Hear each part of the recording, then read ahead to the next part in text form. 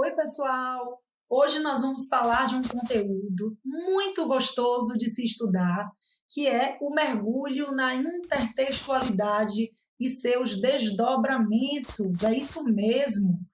Hoje, esse trabalho ele vai ser iniciado a partir do nosso conhecimento prévio acerca do conceito de intertextualidade. Se pergunte, será que você conhece esse termo? Será que você já encontrou esse termo em outros exames? Então, seja bem-vindo ao estudo da intertextualidade e seus desdobramentos. A partir de agora, nós vamos ter contato com a conceituação. Inter significa entre. Textualidade nos remete a discurso. Então, o intertexto é o entrelace, é o diálogo, é a relação, a influência entre dois ou mais textos que apresentem algum aspecto em comum. Nós teremos como parâmetro as referências existentes entre eles, que podem ser as mais diversas. Nesse diálogo entre textos diferentes, inclusive eles podem ser de gêneros diferentes, nós podemos perceber vínculos em se tratando de percepções auditivas, visuais, que é o que nós entendemos como impressões sensoriais, além, claro, de aspectos ligados à escrita. Então, a partir de agora, o nosso mergulho será em direção a cada tipo de intertextualidade. É muito importante que a gente reconheça que compreender o conceito de cada intertextualidade é garantir questões do Enem, as questões da Baiana de Medicina, questões da UNEB, além de outros tantos concursos ao longo da sua vida. Então, vamos nessa, vamos começar com uma apresentação acerca dos tipos de intertextualidade. Eu trago aí os 6, certamente mais recorrentes nos exames, que são a paródia, o pastiche, a paráfrase, a alusão, a epígrafe e a citação. A partir desse momento, nós vamos conhecer um pouco do que representa cada estratégia, cada mecanismo, quais deles trabalham com criticidade, quais deles são apenas relacionais em uma esfera um pouco mais superficial. Qual deles, por exemplo, pode fazer a abertura de uma obra literária?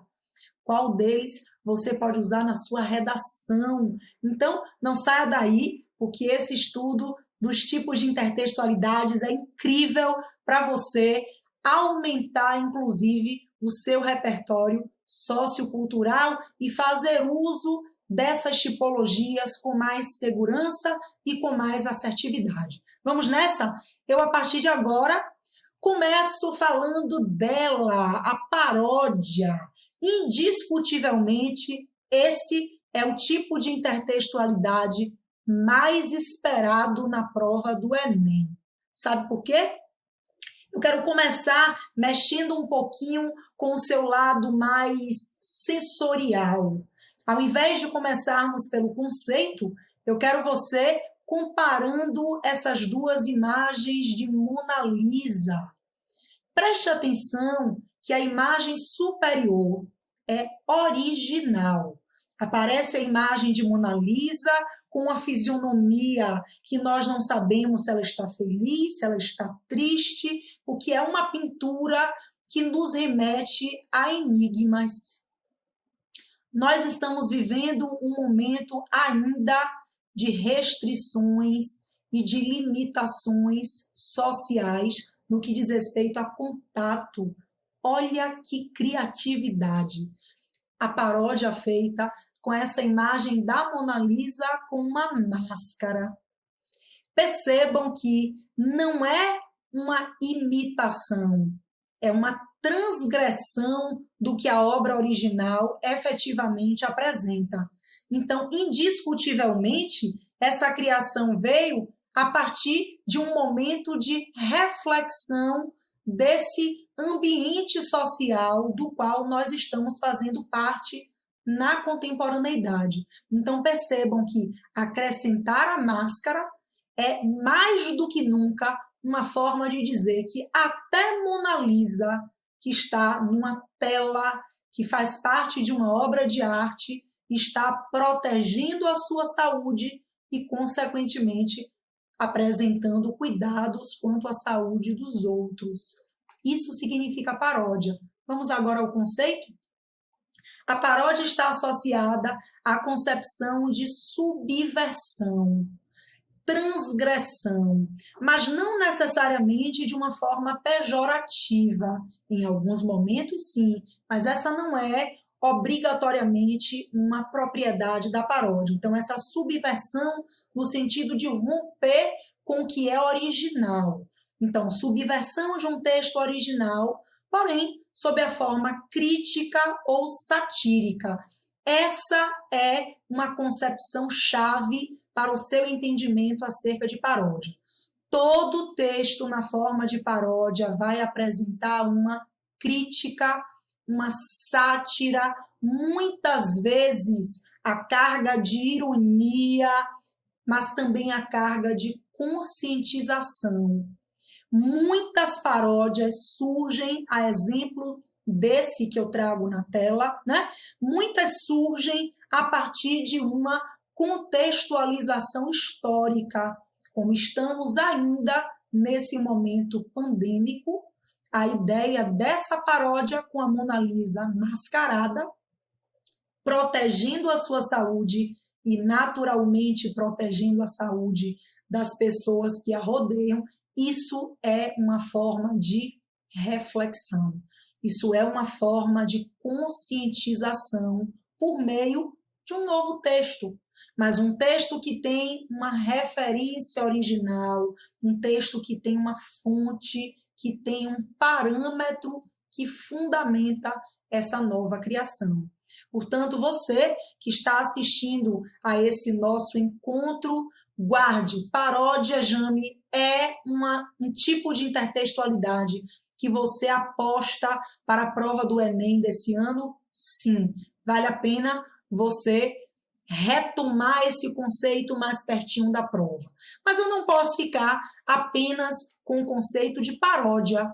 Então eu trago aqui uma outra forma, um outro mecanismo de intertextualidade que é muito interessante e que, em especial, a Baiana de Medicina gosta de comparar com a paródia abordada agora há pouco. Percebam que eu estou tentando, nesse encontro, mobilizar você à percepção comparada entre a obra original e a nova obra. Nesse momento, eu trago uma referência fílmica muito clássica, que é O Diabo Veste Prada. Nessa imagem aparece o sapato vermelho, brilhante, de salto agulha, como se chama. E por que o título da obra é O Diabo Veste Prada? Porque uma das personagens mais importantes, que é dona de uma empresa de beleza, de cosméticos, de marcas, que movimenta pessoas de alto nível econômico, e ela é quem lidera, ela é quem dirige, ela é quem cria, só que ela é extremamente temida pelas pessoas que com ela trabalham. Então ela, metaforicamente, é representada como o diabo, que faz uso de marcas para que ela continue mantendo o seu padrão de elite. Então, o título da obra O Diabo Veste Prada, que é a obra original, gerou uma reinvenção, uma imitação. Só que essa imitação, percebam que ela não apresenta um caráter satirizante. Esse caráter de ironia, de crítica, de reflexão. Percebam que uma empresa de hortifruti faz uma brincadeira, um jogo de palavras e inventa o quiabo veste Prada.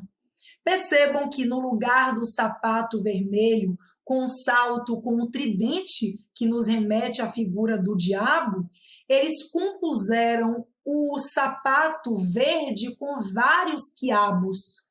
Inclusive, no lugar do tridente, parece um garfo em que as pontas dos garfos também são formados por quiabos. Então, o quiabo veste Prada é uma imitação da obra original, só que sem o caráter mais crítico, mais satírico e até mais irônico.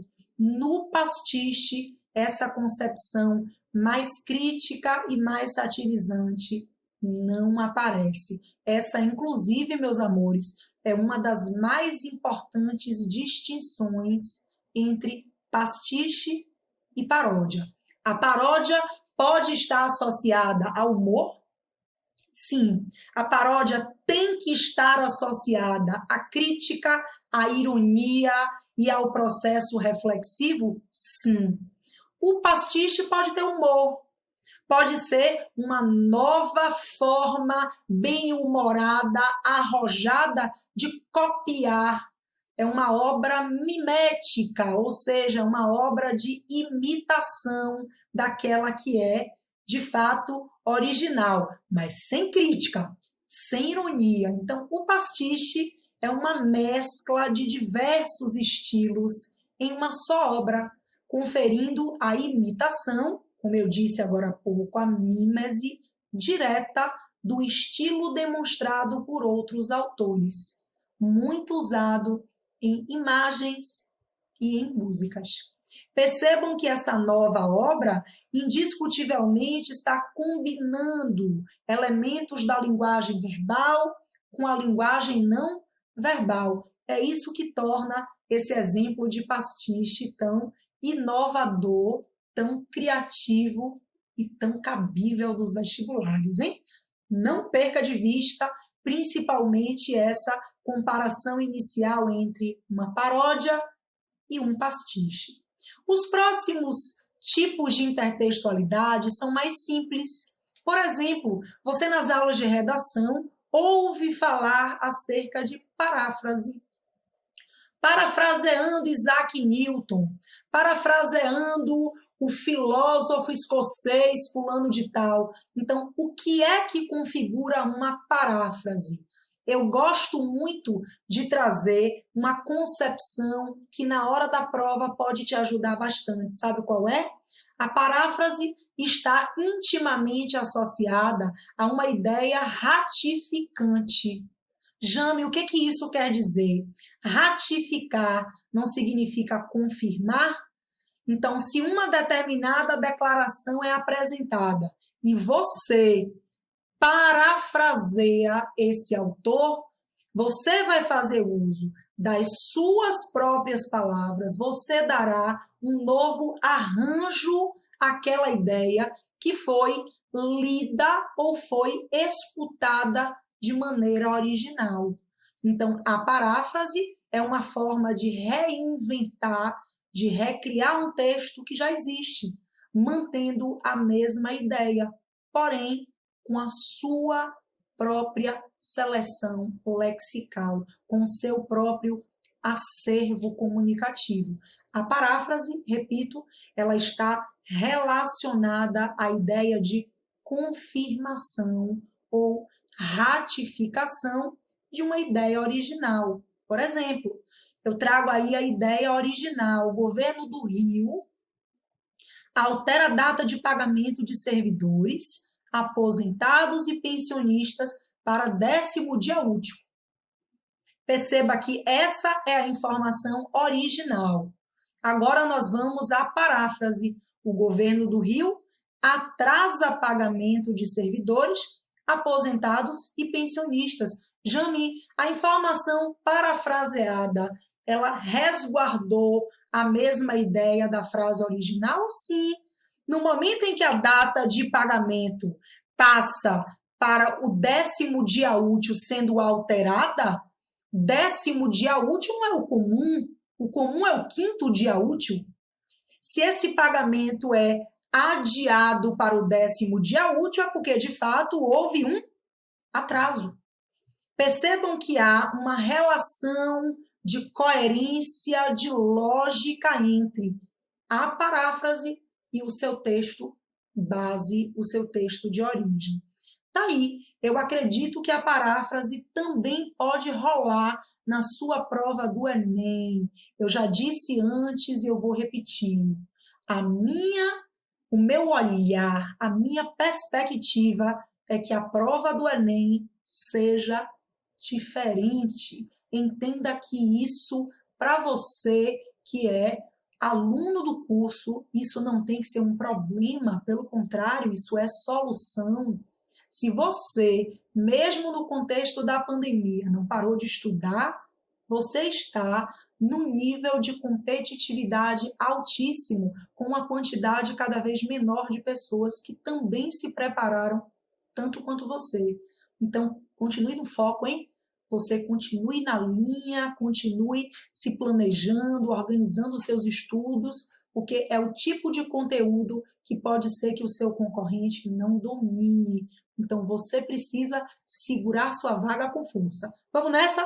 Vamos para o próximo tipo? Eu trago agora um outro tipo de intertextualidade que é muito comum na história. É esse tipo chamado de alusão. Jame, de uma maneira mais simples, o que significa fazer uma alusão? Nada mais, nada menos do que fazer uma referência.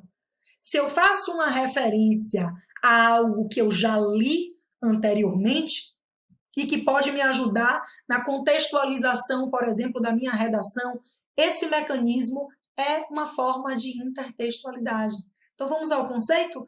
Nós temos aí, ó, a alusão é uma referência a elementos presentes em outros textos de forma indireta, ou seja, por meio de características simbólicas.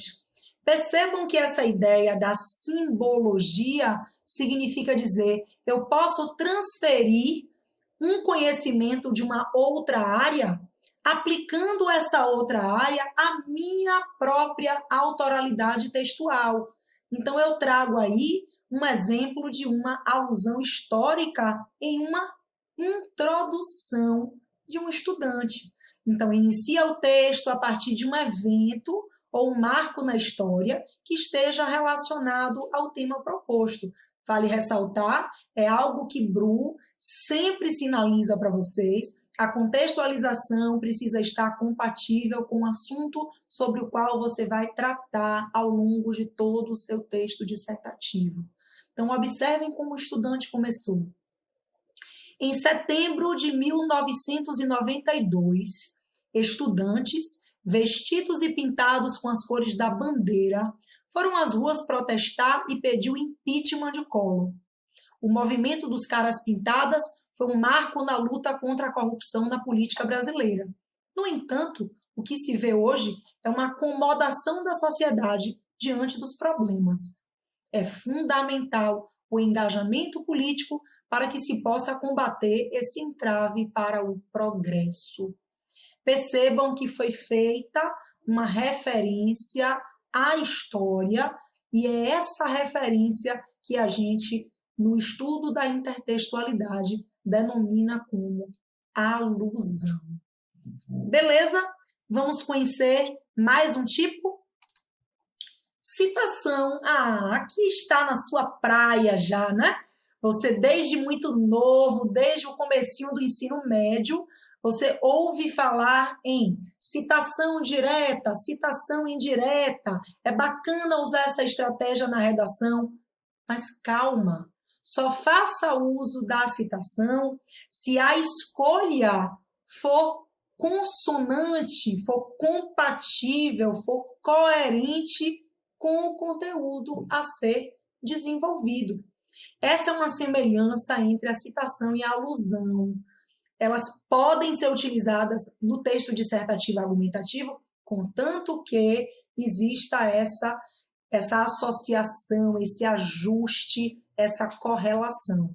Então, citação, acréscimo de partes de outras obras na sua produção textual, ocasionando uma intertextualidade direta, aumento da credibilidade de seu novo texto.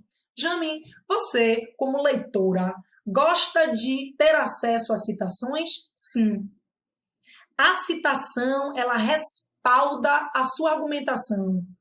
A citação dá credibilidade às suas ideias, porque você é um desconhecido socialmente. Você é mais um na multidão que está com o seu texto diante do corretor, que, como eu já disse outras vezes, ele não tem coração, ele só tem cérebro.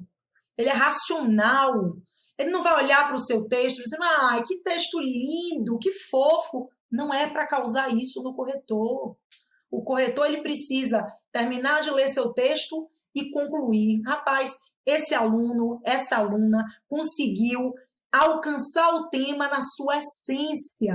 Todos os elementos exigidos estão aqui nesse texto. Então, o uso bem feito da citação dá ao seu texto essa concepção de credibilidade. O leitor pensa, caramba, de fato, as ideias que fulaninho de tal ou fulaninho de tal, as ideias apresentadas no texto são respaldadas a partir da ideia de um cientista, de um filósofo, de um educador, de um físico, né?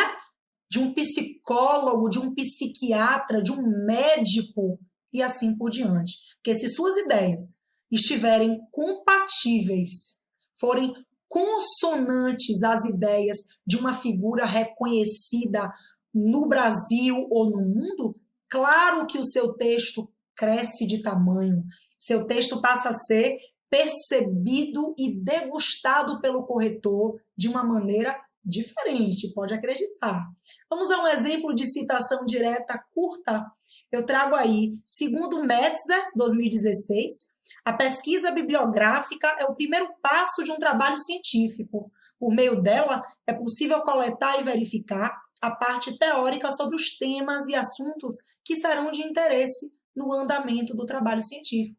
Jami, quer dizer então que as citações elas bombam em alta em trabalhos acadêmicos? Claro. Você no ensino médio está começando a conhecer essa estratégia e aproveite para dominar essa estratégia. Porque na academia, nas universidades, o recurso da citação será mais recorrente do que você pode imaginar. Mas como eu sei que você já está com um pezinho na universidade, vamos conhecer o último tipo de intertexto, epígrafe. Tá aí, a epígrafe eu estou apresentando para vocês somente a título de cuidado, porque eu não acho que a epígrafe apareça, a não ser que ela venha com uma alternativa que provavelmente será falsa. Por quê? Porque a epígrafe é aquele texto que é apresentado no começo de uma obra ou no começo de um trabalho acadêmico, só que esse texto, na forma de uma declaração, de uma frase de efeito, claro, ela precisa dialogar com o conteúdo do romance, do artigo, do trabalho científico.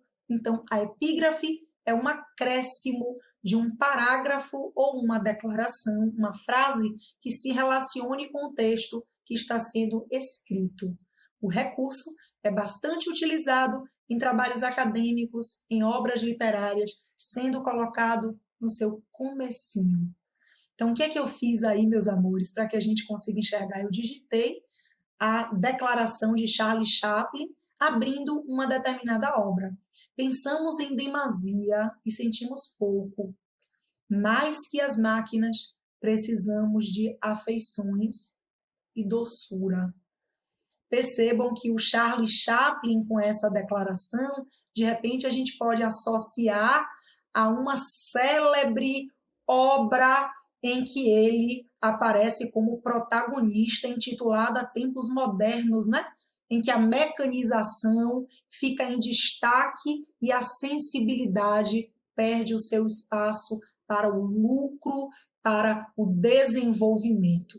Então, observem que são, de fato, 6 tipos de intertextualidades. Eu quero muito que você que está assistindo a esse nosso encontro, que você tome nota, que você registre esses conceitos no seu caderno, no seu fichário, porque no dia da prova do Enem, eu quero você lembrando de mim e lembrando do que a gente discutiu até então. Combinado? Então eu desejo para vocês uma ótima semana, sucesso, boa produtividade e até a nossa aula ao vivo. Beijão, tchau, tchau.